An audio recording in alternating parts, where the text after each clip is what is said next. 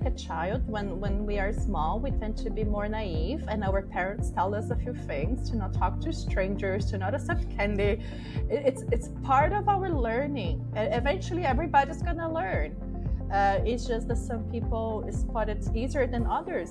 Just as some adults can still be quite naive sometimes. It's part of the learning curve.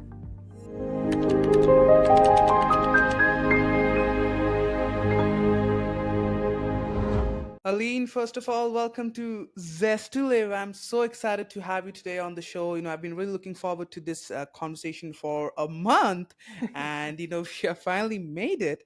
So, today we're going to talk about so many different things, right? About you, about what you do, and your whole journey.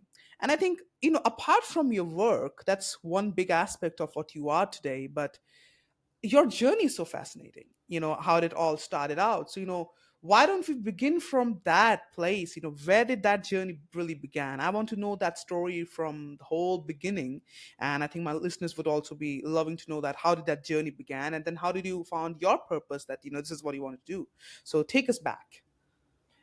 Yeah, so thank you for having me here today, Mitch. Really looking forward to talking to you today. And yeah, I did have a bit of an unusual beginning in my journey. It was a quite natural beginning. I wasn't looking for spirituality. Spirituality found me and kind of obliged me to get into it. Because what happened to me is that I started hearing voices when I was very young. I know some kids hear it and then they eventually stop listening as they comply to the human world, so to speak. But with me, exactly the opposite happened. I started listening to these voices, hearing voices, and they only got louder and louder as I kept growing up. So by the age that I was 12, 13, I was actually quite scared because there wasn't nice voices. I couldn't sleep. I was terrified. And it was this thing that I knew there was something not very good out there. And for whatever reason, it was after me. And yeah, it wasn't easy. And so I was confronted right away with the not so loving side of his spirituality. Sometimes we think spirituality is only sunflower and rainbows, but as above, so below. And as everything that we see here that is not as good also exists in the other realm, and there's a lot of love and light. There's absolutely a lot of love and light, but there's also many other things that are entities, that are many other scary things out there. But even as a child, as a teenager, I knew I was not going crazy. It was very clear to me that those were spirits, and that took me to pay attention to spiritual lineages. That was a very clear thing for me right then, that I needed protection, that I needed to learn what to do, and that it was going to be these schools of thoughts that have existed for thousands of years based on initiation that would help me. And I was fortunate, as it normally is with spirit. We are born exactly in the place that has all the answers that we need right there. I was born in an island in Brazil where there was a lot of spiritual lineages and some very ancient ones. And I was Would fortunate you as call well them to. tribes? Would you call them tribes or lineages? I mean, in I call Brazil, I mean, it's a lot. lineages. We call lineages the school. We say more like maybe Hmm. spiritual schools, mystery schools. I think in the Western we call them very often by mystery schools that are based on lineages, in Uh-huh. the sense that they're initiation based.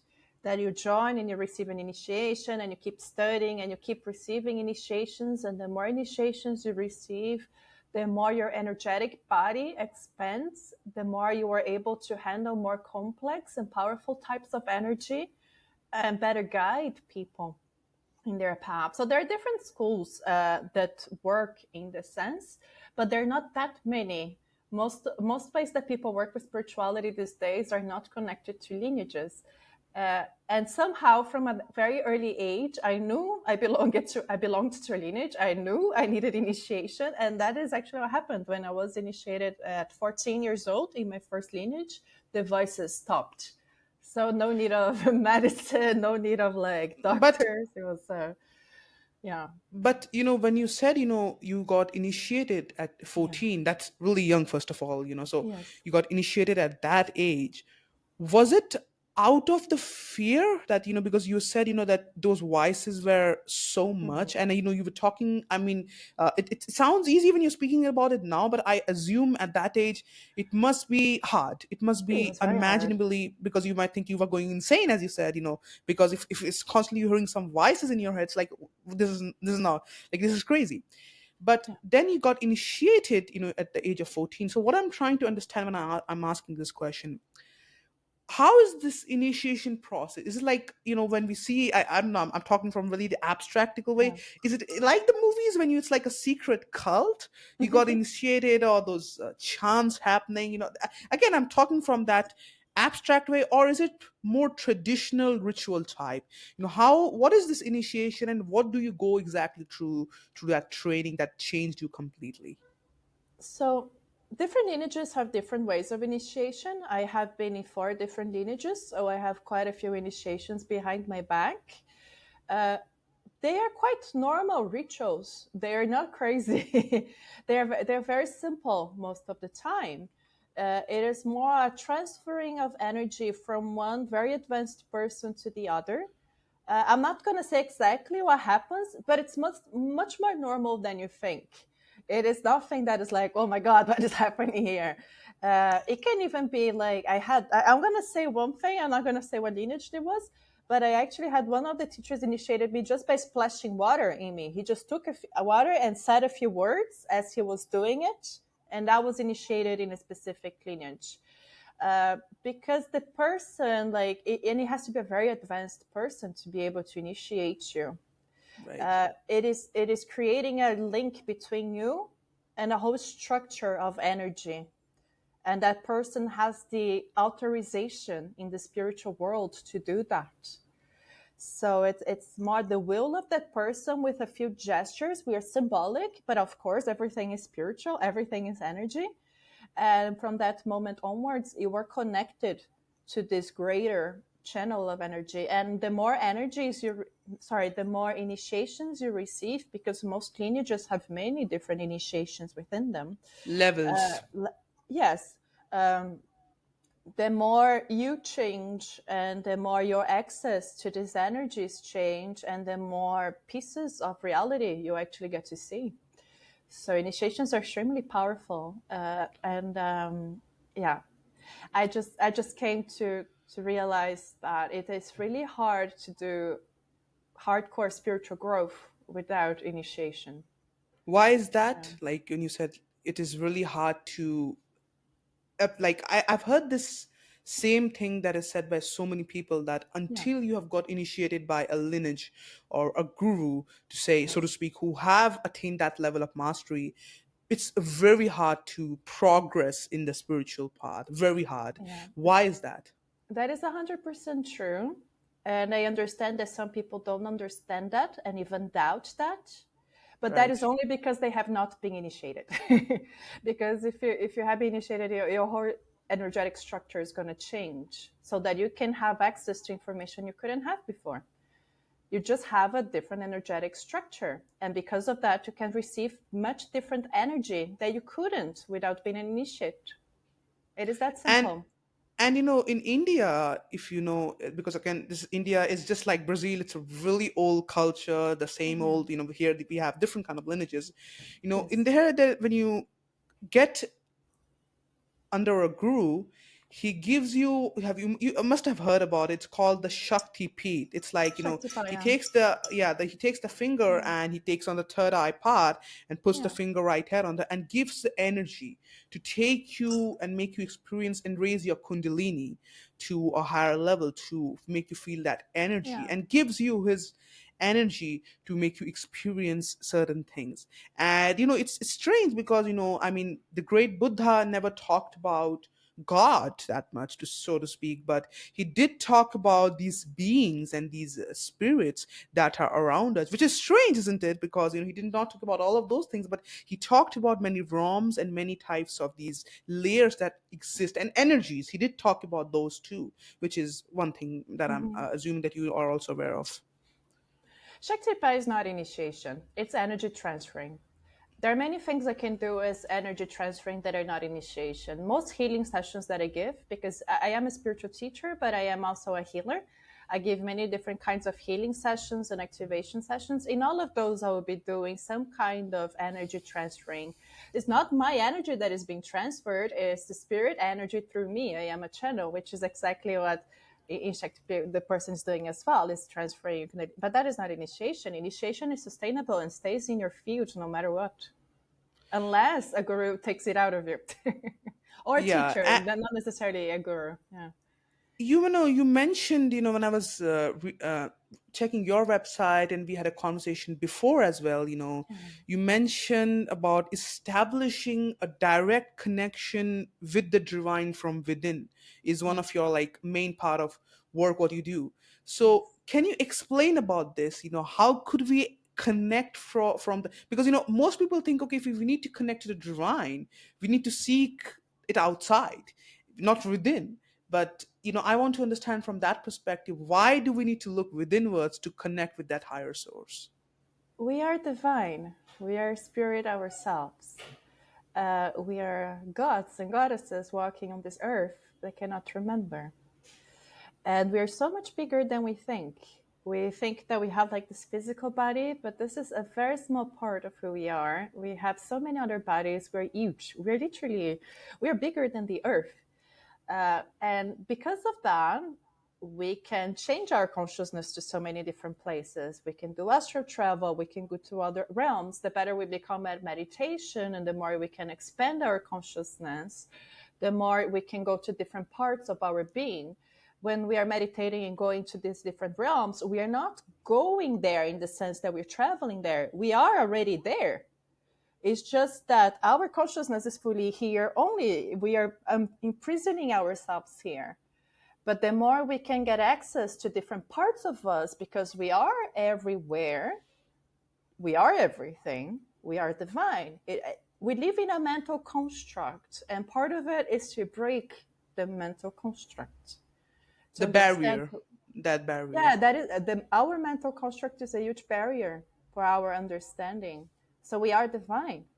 But for that, we need to dissolve many beliefs and many ideas of how life actually works out. What is this place that we call planet Earth? When we started this conversation, you just said, before we started the recording, you talked about heart and connection to the heart and the divine. Yeah, It's so important, living from your heart. That's what you were yeah, talking about. So, and I've been thinking about it a lot these days. Before even we had this conversation, I've been thinking about this heart connection. I've been hearing about it.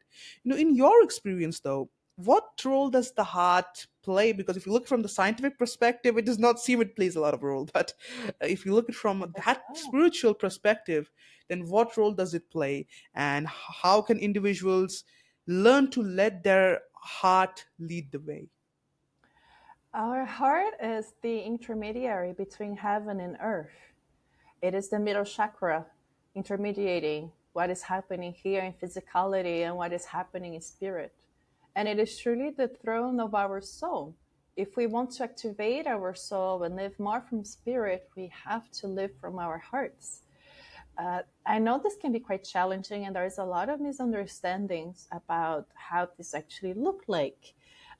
Because many people think, I mean, we are living in a very mental society. We live too much in our minds. That is a fact. And that is not necessarily always bad, because reality is a mental construct. Everything is mind. We have been distorting it and abusing our minds, but that does not mean the mind is not important. The whole reality is a mental construct. It is impossible to not use our minds. That is not the point. We just have to understand what the mind is. Now, living from the heart does not mean neglecting the mind, which is what many people think, right? Like, oh, if I only live from my heart, everything my mind says is wrong and is like just making me crazy and busy and stressed. Let's just let it go. Let's just stay in our hearts, which is actually not true. It is about living with both. Now, how does that actually mean? What is the role? How does that work? Uh, if we only live from our minds, life becomes a checkbox. We get like super stressed, confused, always busy, always achieving, but never enjoying, never rejoicing, and never actually having what we truly want. Because if you think about the life of your dreams, that big vision that you truly want to live, that vision is a vision of your heart. It is a longing of your heart. It is not something that your mind wants. So if we only live from our minds, we never live the life we actually want. And that is the big sabotage of living from our minds. Now, if a person only lives from their hearts, they have all these visions, all these dreams, they know exactly what they want, but they don't make it real because the heart is not the best to actually work on things and make things true. That is the power of the mind. The mind understands how the Imagination. not Imagination. imagination. The heart has imagination. The heart shows the vision, but But we heart have is to more on actually. the heart is more on the creative side. Like, it's more of the emotional and the creative aspect with, when you play with it. I mean, that's what heart is supposed to do. It's more emotional, it's more love. And the mind is more on the intellectual, judgmental, and, just as you said. So those things, I'm going to let you complete first. The visions of love, that is a vision, that is an understanding. The heart is all about understanding, and it brings a great amount of clarity. Many people that don't know what they want, that they are confused just doing things for doing, is because they're not in their hearts. When you are in your heart, you understand exactly what you want, which tends to be much simpler than the mind, because the mind wants everything. The mind has fear of missing out, and then he makes these lists of like 10,000 things that he wants to accomplish, and the heart is like, no, I just want this thing. The heart brings a lot of focus, a lot of Clarity. clarity. Clarity. It has a vision, but it's a vision that is extremely simple in a sense. It might not be easy to do, it might be very big, but it's very clear. It's not 10,000 things. It's that one and two things, I want to have a family and I want to create this project. It's like, it's very spot on. There's no like wanting 10,000 things and then I have to do those other 10 things over the weekend and then on Monday I need to do. No, this is the mind. So the heart knows what it wants and it has a clear vision, a longing. It is really a longing. It's like this devotion that comes from the heart, that it knows what it truly cares about and loves. But now, how to make it real? We need to use the mind.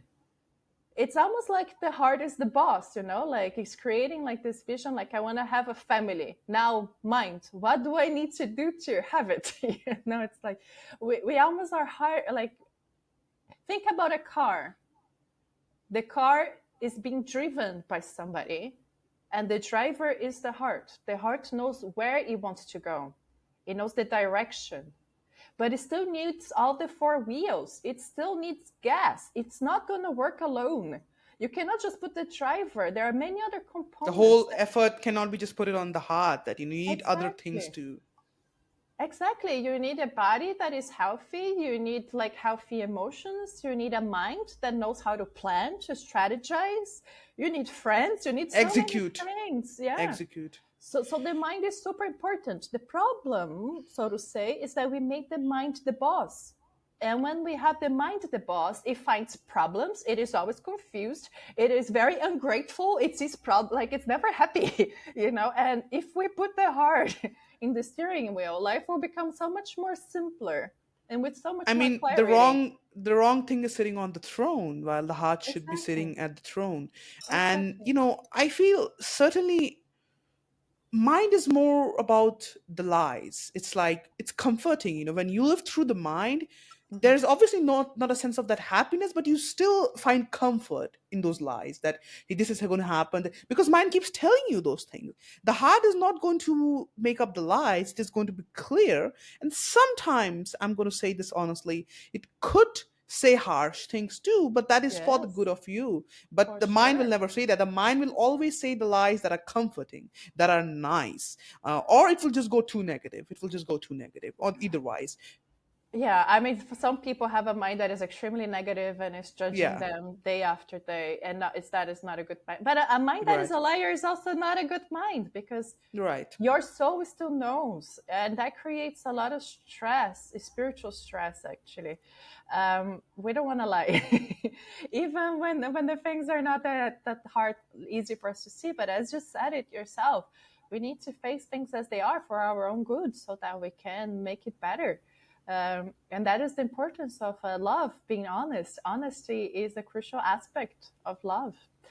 Uh, but yeah, I mean, in the spiritual path, we always begin by clearing our minds, right? This is so important to meditate, to not judge. There are so many things that even the basics of yoga, in that sense of not lying, not stealing, and not judging. Not judging is so important. All these things, releasing from opinions, stop talking about things that we don't know. Simply being fine with saying, I don't know, because And sometimes it's just also our accepting, I think, yeah. also accepting a lot of things that we have not been accepting, even though we know this is true, because we Yes. don't want to. But what my next question was that, if we divert from that different topic, and I think this from the start of the conversation, I'm taking it to when you started your journey.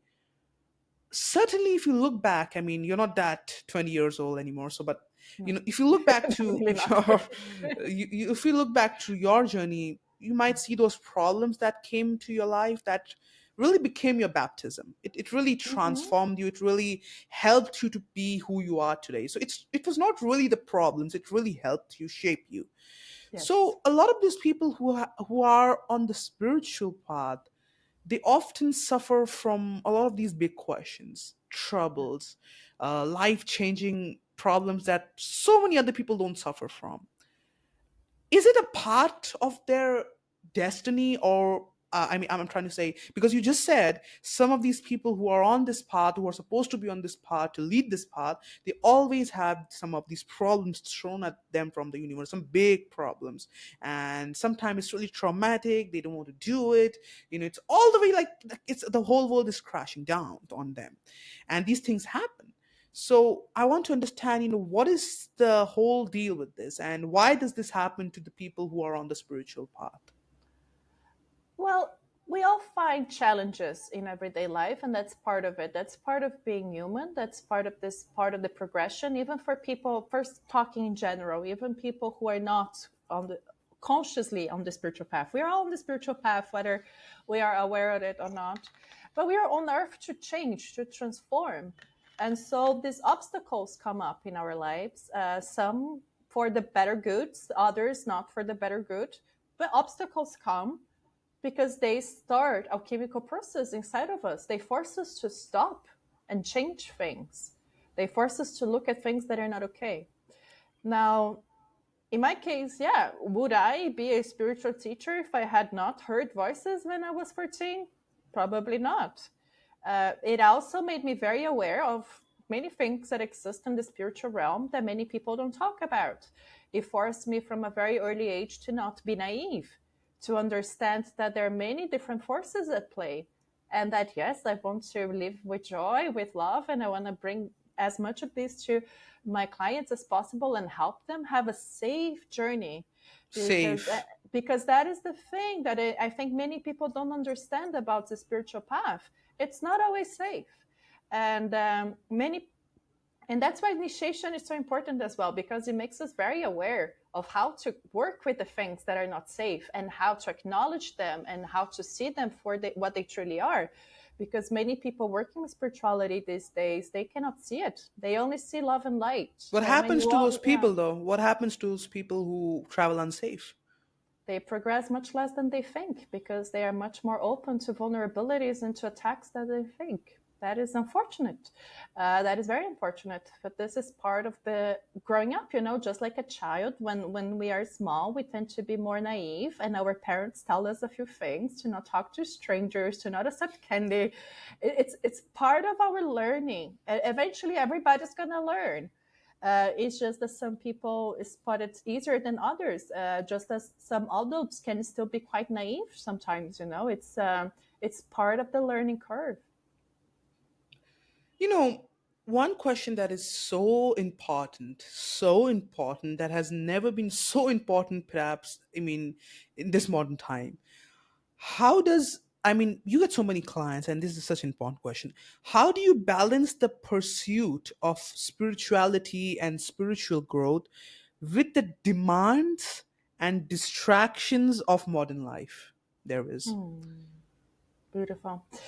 Yes, so some modern life things are important. We're not here only to meditate, you know.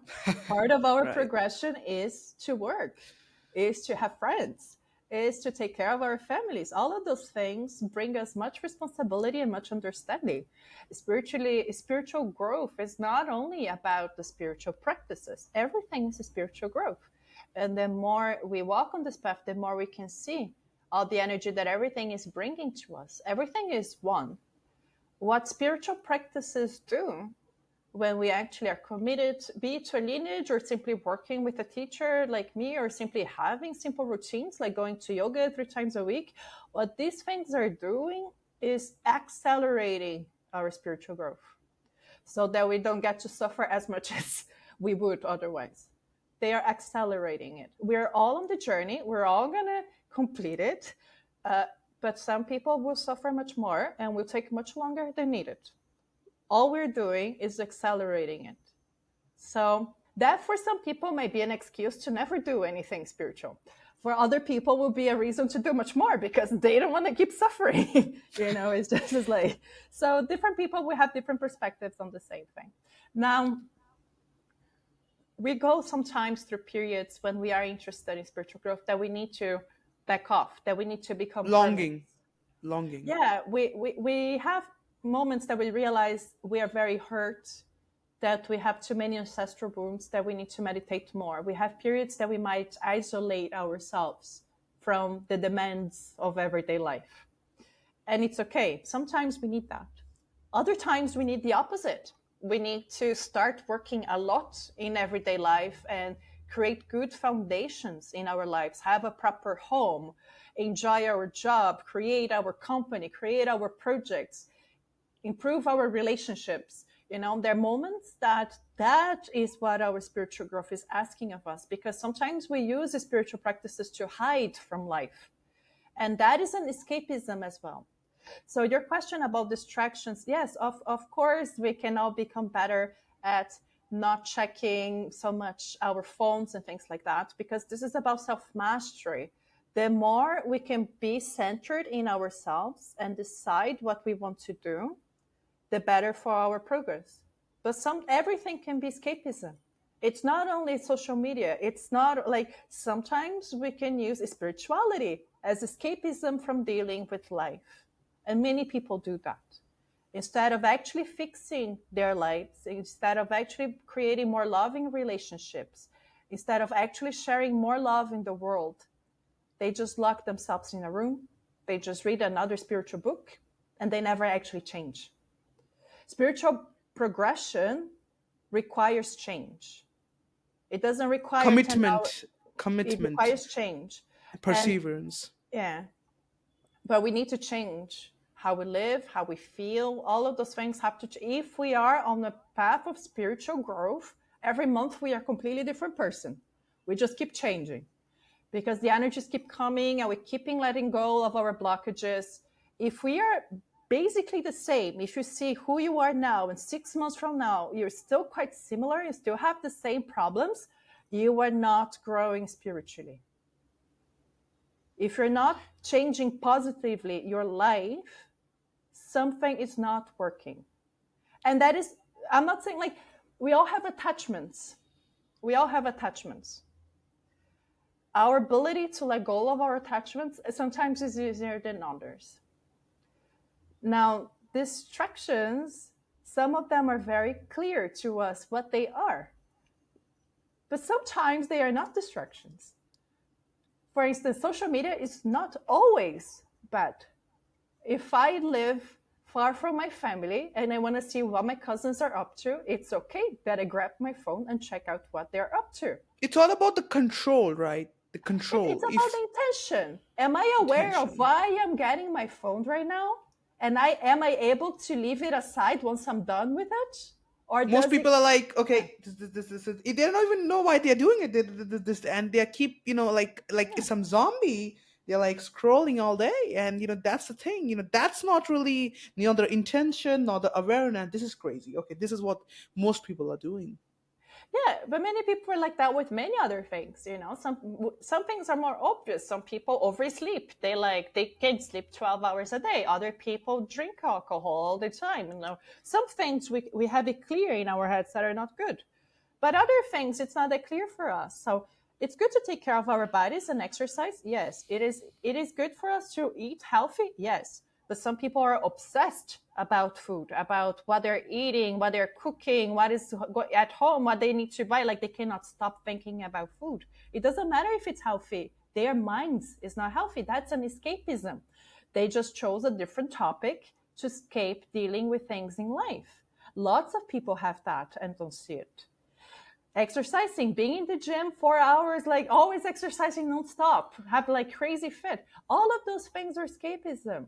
It But is about the intention. Are we aware of what we're doing? Can we let go when we're done with it? Or does that thought, that action control us? But you said about a lot of the people, and okay, individual is growing, but sometimes problems happen, and I've Hmm. seen so many people, they follow certain people. I'm not talking about following a guru or spiritual teacher. I'm not talking about that. I'm talking about they see someone nearby. They see, okay, this person is really happy. He lives close by. I'm going to live like how he's living. Hmm. And most people you see today's world, they're trying to be somebody else. You must have Okay. seen that, and they're trying to be somebody else rather than seeing, what I really want, what I want to do. No, they're asking to somebody else, hey, what should I do? Should I do that? Should I do that? Should I do that? Like they know what should you do. They don't know themselves. They're going to tell you what to do. So, that's the problem that we see in the world, that most people are listening to somebody else's advice and following them rather than listening to their own heart. And when they realize that, I took the wrong advice, who can they blame? I mean, they are the one who did Yeah. that. But that, I mean, that can be their learning experience as well, right? That, well, if I But do that's what what's this happened other for the person, whole lives. For most, a lot of people, that happens for the whole most life. people don't learn, unfortunately. I mean, because in a way, it's like if you follow somebody's advice and it doesn't work, uh, part of it would be to question why is it not working and realizing maybe this is not for me, and start asking ourselves more, what is it for me? So contemplation questions are a huge part of the spiritual path, to be able to do good questions, questions that expand us, questions that are about longing, about vision, about life. Those questions actually awaken our soul when we make them. But if we're not making questions, if we're just reacting to things we see, at the same time, it is important to have good examples. And this is actually something that I find a bit troubling in the world, because most people that we have that people look up to are like YouTube stars or like movie stars, is like, like pop stars. And it becomes this thing that it's important for us to have good reference points, to be able to see people that do good things in the world, to look up to them, to have some kind, I wouldn't say a roadmap in the sense of doing the steps that they did, but to see people that actually accomplished good things in the world, that live from their hearts. Because now we have a society that is based on people pursuing money, pursuing success, and that it's very damaging for us to not have good reference points of what we But can what achieve as what human kind beings. of reference points, like, you're talking about, like, would you like to see, like, these kind of reference points you should look up to, if some listeners are trying to find those reference points in today's world, where if you open social media, if you open YouTube, it's all about money, sex, and all of those things, right? It's nothing good. Like, I mean there are good things also, but it's There are good hard to find things, those yes. gems. It's going to be hard to Yeah. find those. Yeah, and I think it's important that we take a look at what is it that are good reference points for us. What is it that we would like to mirror? For some people, it could be spiritual leaders. It could be Gandhi. It could be people who actually helped a lot their countries, like Nelson Mandela. We can look at things that we look up to. But this is so individual. It is about what do I care about? Like people who change the world socially, people who change the world like the nature, like we can think about good organizations that we like and look the people who founded them. It's just important for, as I see it, to have the understanding that those things are possible, that there are people who live in different ways, and understanding what direction we want to take. Because we live in a world that is a little bit in a dangerous place right now, that people can barely say who they look up to, because we're always pointing fingers at people. We expect people to be perfect. If somebody says that they like Elon Musk, like 2 minutes later 10 people are going to tell that person, what, he did that and that, how can you like him? It's like, I didn't say he was perfect, I just said I liked him. So there's an expectation that we put on people, that we expect people to be perfect and saviors. That is not human. What I'm talking about is, can we have better reference points by understanding who is it that walked paths that are more similar to what we are longing for, and read their life stories, watch movies about their life, just infuse ourselves with some more positivity of possibilities than limiting ourselves to what is it on TV and on social media right now, because there are other possibilities. A very serious question that I have is, there are a lot of people, and I think we just talked about it a few minutes, like 10, 15 minutes back. There are a lot of people who self isolate themselves and, Mm. read the books, 10-hour spiritual book, self help book, and this and that. And that's for them, that's their healing, that's their everything. But the more I have met such people, they feel more empty. And that emptiness is not, in the sense, if you look at it in the spiritual sense, emptiness should be happiness, but their emptiness is more depressing, more negative. And day by day they are going in a very negative state, and they feel, okay, this is my destiny, this is where I want to be, this is the comfort, this is everything, this is, nobody's going to help me, all people are just bad. It's not worth it to talk to anybody about my problems. Who's going to understand me? And they close the doors of their hearts. Mm. What is your message to those people? Is there any hope that they could again be alive again, that they were once in their life? There's hope for everybody if we allow ourselves. There's always hope. Hope is the last one to die, as we say in Portuguese. Right. um, Normally, we close our hearts to protect ourselves, right? Life is not easy. Something happens, we close our hearts to protect ourselves. And then when we actually want to love, it becomes difficult because we closed it. So we need to relearn to open it, which is possible. So we put these walls around our hearts to protect ourselves. And what we need to do is start dissolving them. And the heart is based on giving and receiving. That is how love works. It's the ability to give and the ability to receive love. And this is normally Beautiful. when I'm working with clients working on the heart. This is where we normally begin, uh, acknowledging where we are on those first. See, for instance, if somebody tells you a compliment, they are giving you a piece of love. Just saying how you look great today, beautiful smile. And when somebody compliments us, are we able to receive that compliment? Or do we just like play it down with like, oh, stop it, and like we don't, and we just say something back right away, oh, you're also beautiful. We're just like annulling, just making it. Exchange. Yeah. So so our ability to actually take things in, to receive, which is gratitude. That is what gratitude is. Like, feel it. It's not because somebody's giving something to us, like a present, a compliment, a coffee. It's not because somebody's giving something to us that we're actually receiving it. We need to open ourselves to receive, to take that in, to feel that in our hearts, to feel that gratitude. And the same thing with giving. Can we give compliments? Can we give kindness? Can we give a smile to somebody?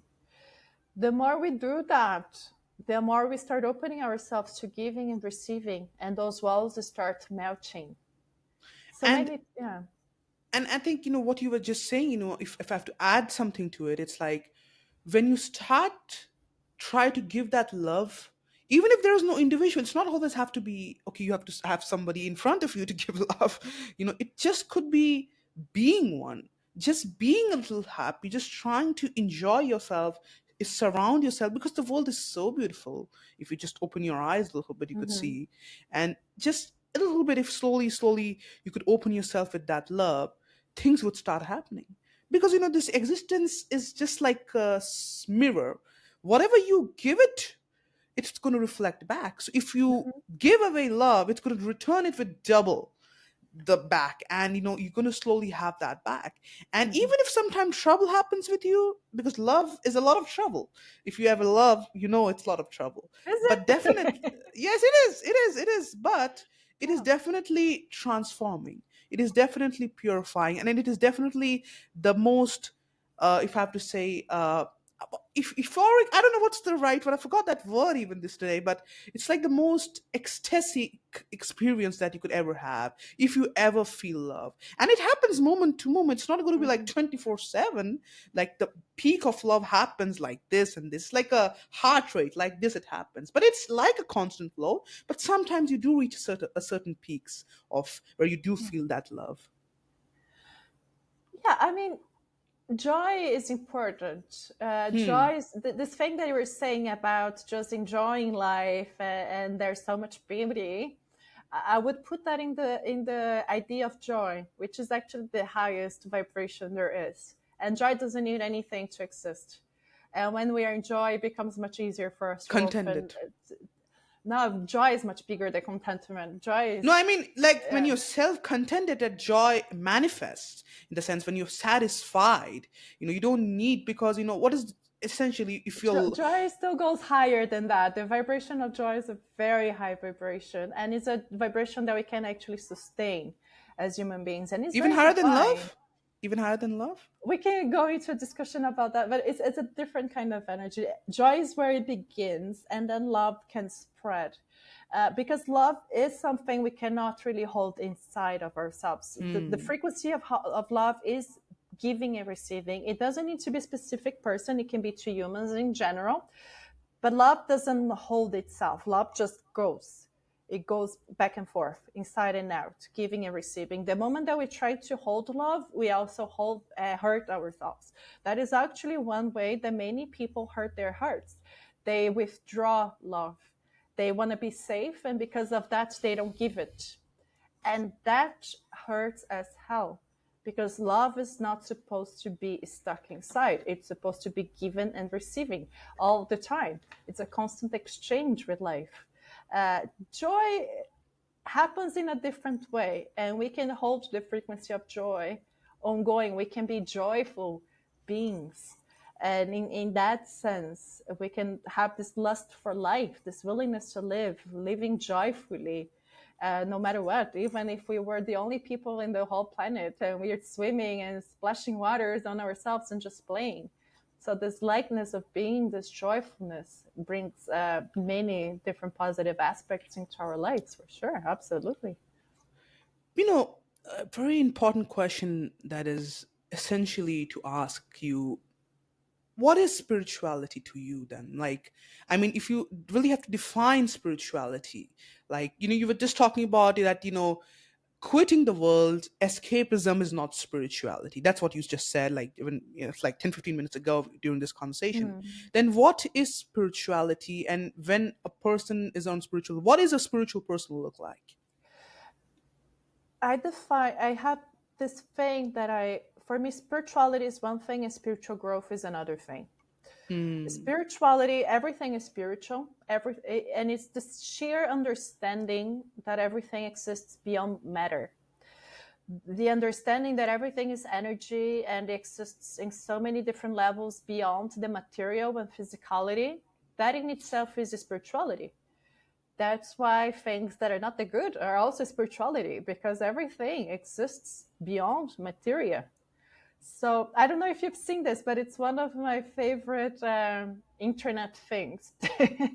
It's like a comic book strip. It's just like one thing. I've seen it this so much in so many different channels, but I love it.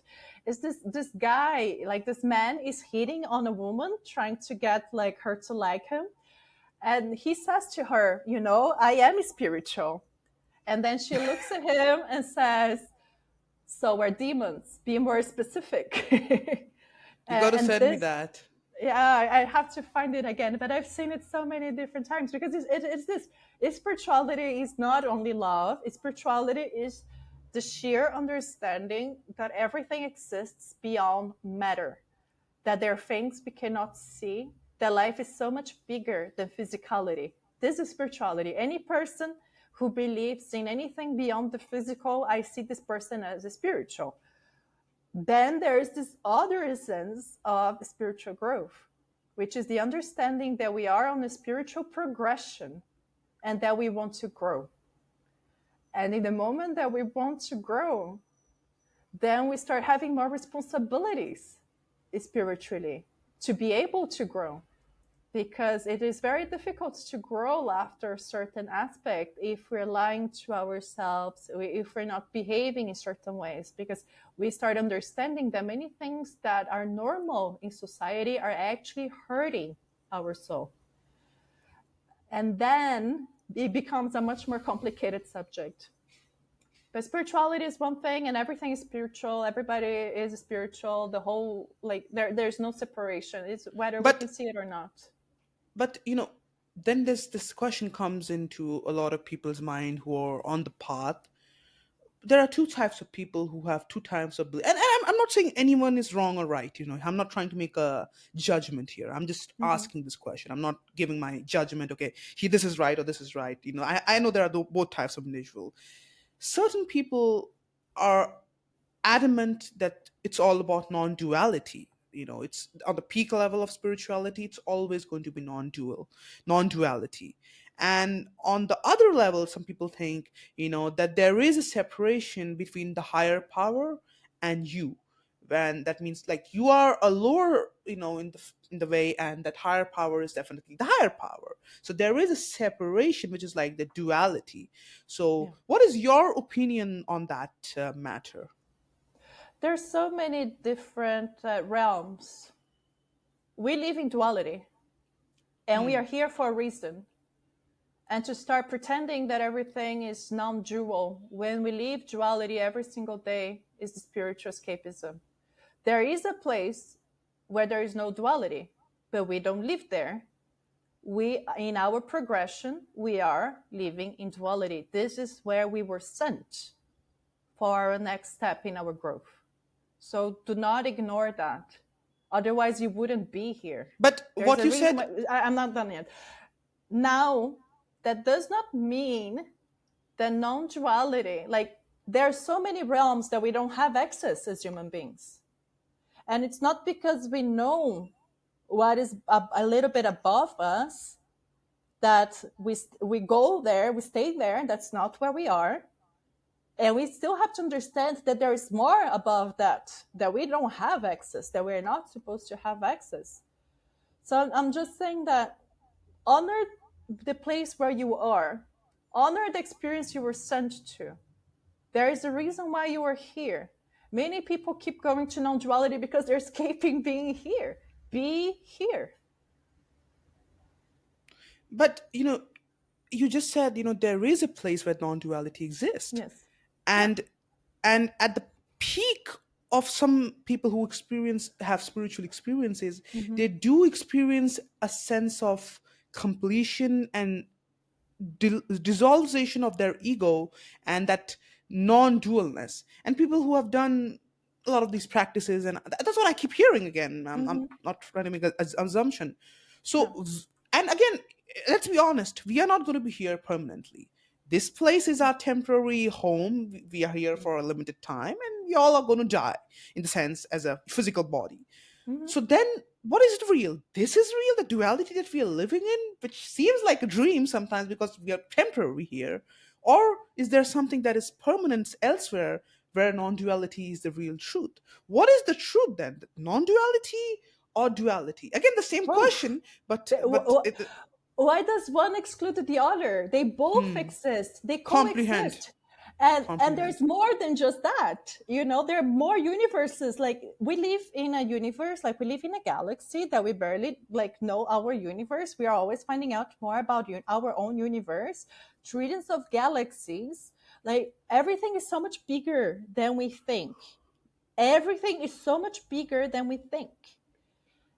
Who said there are not other universes with other trillions of galaxies of their own, taken care by all other deities? Everything is bigger than we think. That any single human being thinks that they have figured it out is a joke.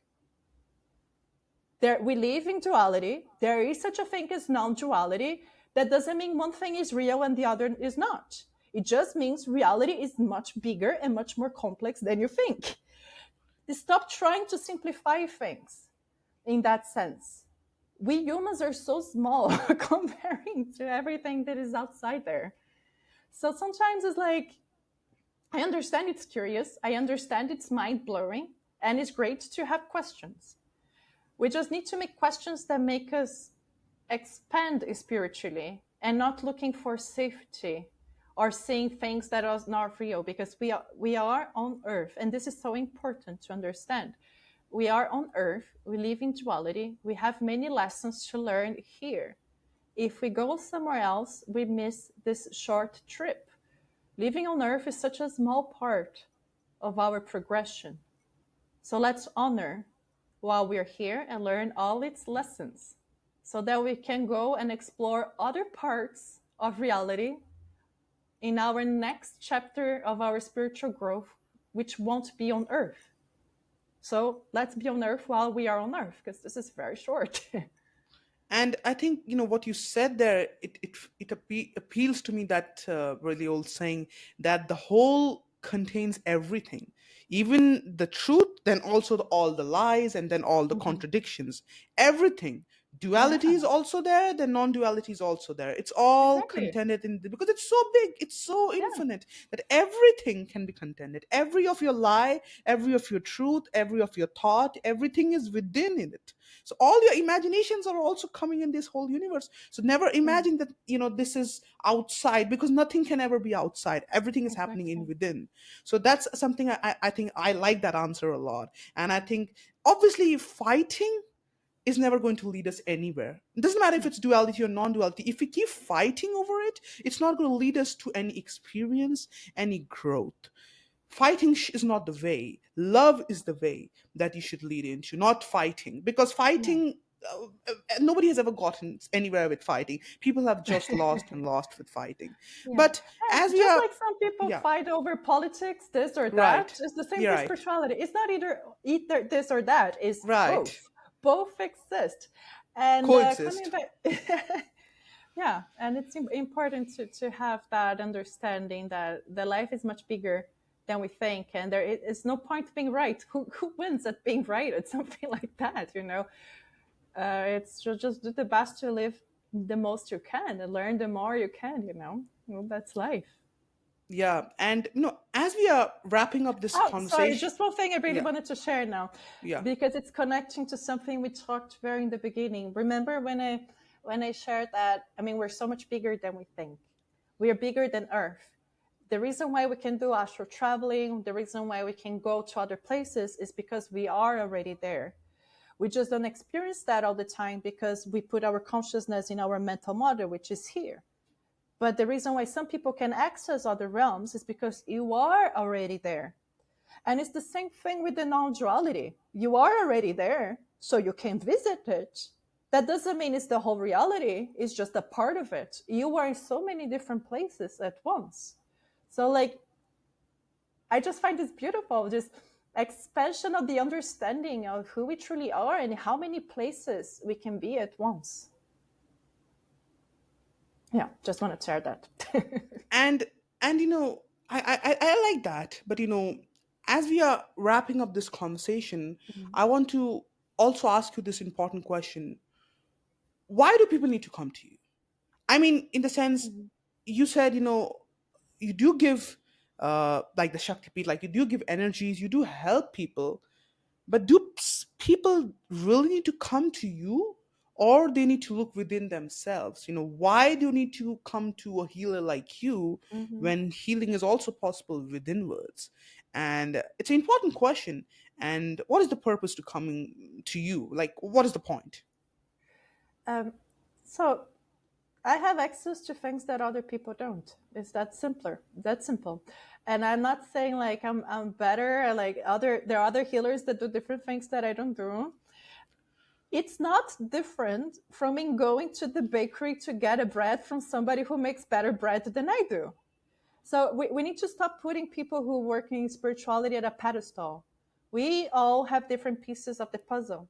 Some people build bridges. Other people like cook great meals at restaurants. Some people study and advanced mathematics and can teach our physicists how to study the universe.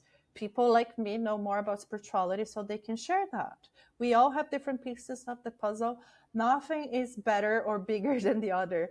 And that is something when I started working as spiritual guide, I didn't decide it on my own. It was again a message that I received on meditation. It took me a long time to be able to tell people I was a spiritual teacher. I was very harsh on myself on that. And what spirit kept telling me all the time is like some people are mathematic teachers, some people are an English teacher. You're a spiritual teacher. Get over yourself. It's just another topic. you know and honor that different people have different things to give away. Different people have and different talents, and and this is what and I have to give to help and people on their and spiritual path. a lot of these healers that I meet or talk to, they keep talking about gifts. Yeah, And do gifts really exist?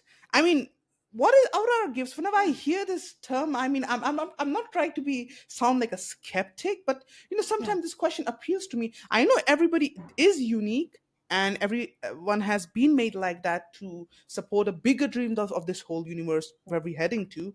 But in the end of the day, what are gifts essentially, and does everybody have gifts, or only some people? I mean, I'm sorry I'm saying this everybody because has you're a healer, gifts. but Yeah. a lot of these healer claims that some people are just special, they only have gifts, other people don't have the special Oh no. abilities to do. A lot of healers do claim that. Okay, everybody has gifts. It might take us a while to understand what our gifts are. And that's why many people ask themselves what their purpose is, because they're looking for their gifts. In a way, our purpose is always connected to what we came here to share with others. And we need to understand that in this higher level, we are all one. We are a single being. We are a single being divided into millions of fractures. And each piece of us is the different part of the same being. We all have different good things that we do. And when we put it all together, when the moment that we're all giving our gifts to each other, that's where we become whole. The spiritual journey, I said in the beginning, we're all progressing.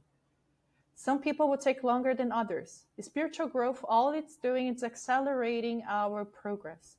But at the end of the day, everybody will get there. Every single one. The reason why everybody's going to get there is because we are one. It is everybody or nobody. There is no such thing as some people not progressing because, and that is why everybody who progresses a lot starts helping other people progressing. Because if you don't progress, I don't progress. Because at some point I'll have to wait for you. That's the truth. It's everybody or nobody. We are one. And our gifts are the gifts of everybody. We're just giving to each other because we are the same being. I think, one thing I'm going to say this, I don't get mad on me, but, this conversation it appears to me, for last 20 minutes been really hard for you. But okay, I think I still want to talk to you so much about, I think, compassion, giving, all of these topics, maybe on some other episode that we record today. We have a time constraint, so, you cannot talk about those deep topics. But again, someday I think I would like to get on to how, because you have been under a guru, you have seen how things work, and how can someone give, or and okay, as we are ending this, just two questions I'm going to have before we end it. You answered the how, why people should come to you, which is great. How do people, because you mentioned this word, so I'm going to ask this. We have a lot of attachments, and sometimes these attachments bring pain. And this could be attachment to people, attachment to objects, attachment to our material possessions that we possess. Or sometimes it could be something else, also some experience that we possess. Okay, I only have that Mhm. experience, nobody else has that. So, and it brings pain. So how do we break free from attachments? How do we see that, this is not really going to help and it's just causing more trouble than good? The first step is to be able to see the attachment and see what it's doing to us. Actually, the biggest attachments are attachments to behaviors, to patterns. We cannot get out of certain patterns of doing things, or certain situations always make us feel in certain ways.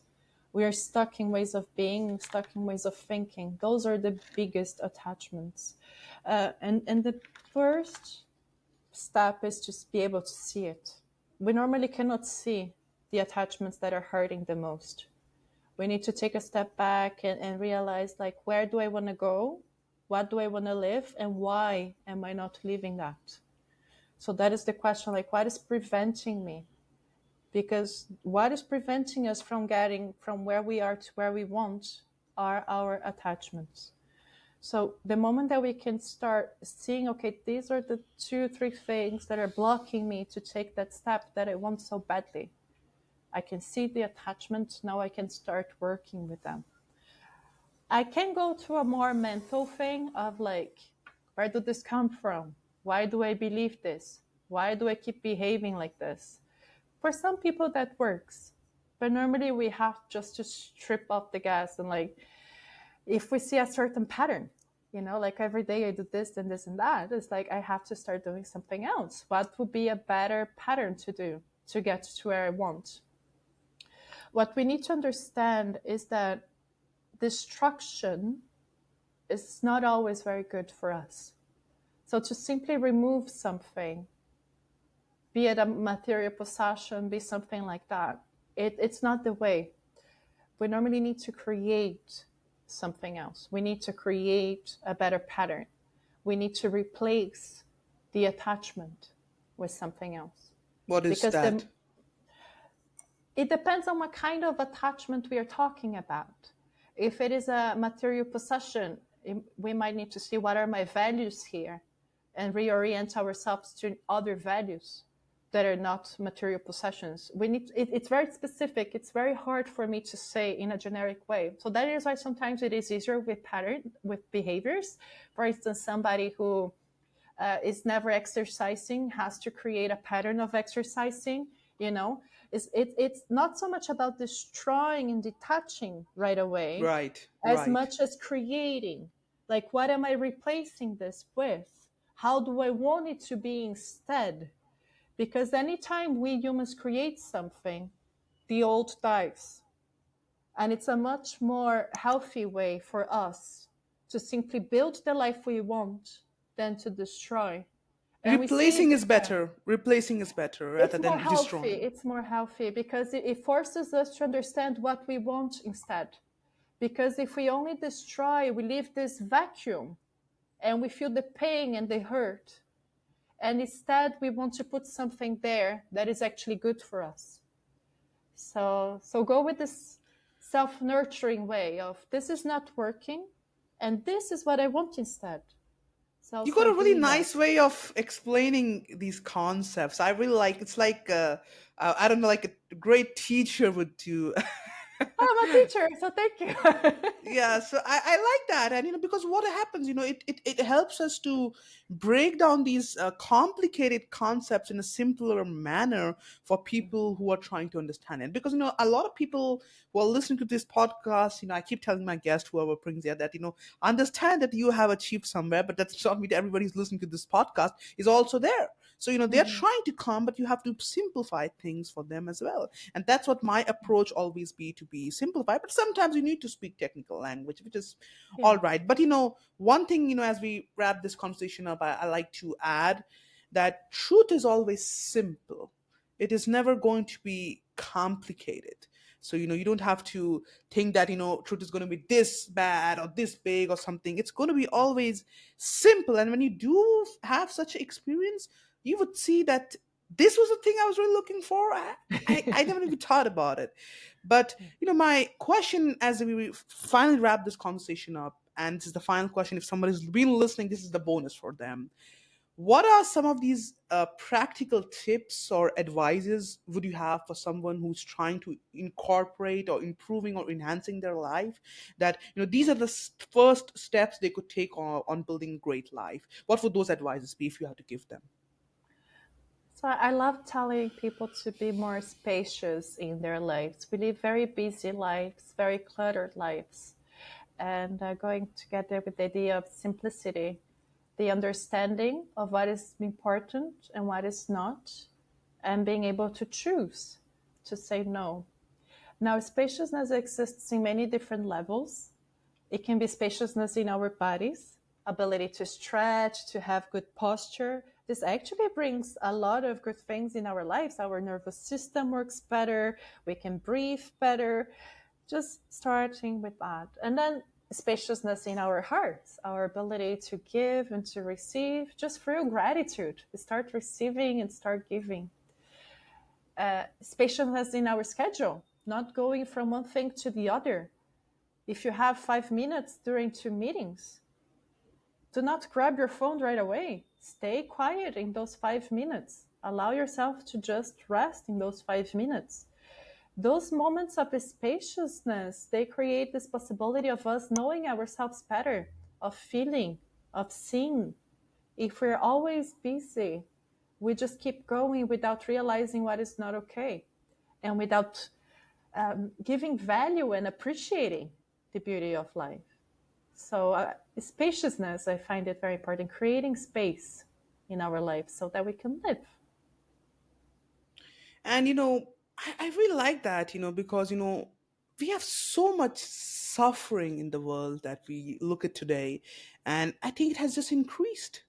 It was not. I mean, and one of the core reasons of it is because we are growing.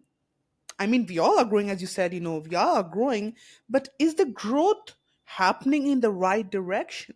Because most people are trying to just on the material path. They never Mhm. see, okay, there is a spiritual path, and it should be in the balance. The duality is here, or you get the material also, Mhm. then you have the spiritual also. And I think in ancient time, the Indian civilization, the Brazilian civilization understood that. That's why, if anyone reads the history ever, you would see that the Indian and the African civilization were the most rich and the most flourished, at the same time the most spiritually advanced civilization as well. They were not just rich. So these things were combined, rather than saying like America, how it is today, it is just material, material, and material, rather than spiritual is nowhere to be present. I mean, it's a big Christian country, but who really thinks about God anymore? People are just obsessed about money. So this is what's happening, and that's what needs to change if you want to move to the right direction. And I'm not saying to quit the world. I'm saying combining that, as Aline said, combining and taking a step. That would be the right way to go. Nice. Yeah. We are humans, right? So we are everything. So, Aline, thank you so much for being today on Zest to Live. It was so fun to have this childlike conversation today. I would say, because we got into so much, a little bit of heat argument there, but I think I really It's just the way enjoyed the. I express myself. It's fine. Yeah, It's but just I think it was fun because you're going to remember this conversation. I'm going to remember this conversation, and the listeners too. So thank you so much for giving your time and insights and letting the universe take care of the day. but it, but it was so fun to have you today on the show. Thank you so much again, and I would love to have you back. And unless you want to add something, thank you so much for being on Zest to Live today. yeah, thank you so much for having me. It was really fun talking to you, and we explored so many different subjects. And I guess that you're going to put all my links and free classes in the show notes, right? So if people Yes, want to learn more. I'm going to definitely put that, because if I'm not going to put that, the listeners are not going to like that. Whoever's listening, so they obviously need to get those free stuff. And I mean, if it's free, then I'm going to put that. So thank you so much, Aline, and I'd love to have you back one day on the show with talking more topics on the show. Thank you so much. Thank you. Thank you. Welcome to Luvo. This is your home screen, giving you access to all features like steps count, water intake, mood check, heart rate, sleep, and gratitude. You can also monitor your steps, heart rate, and sleep by connecting the app with your smartwatch. Experience live meditation, yoga, and healthy eating, all of which is coming soon. Download our free app and start living your best life.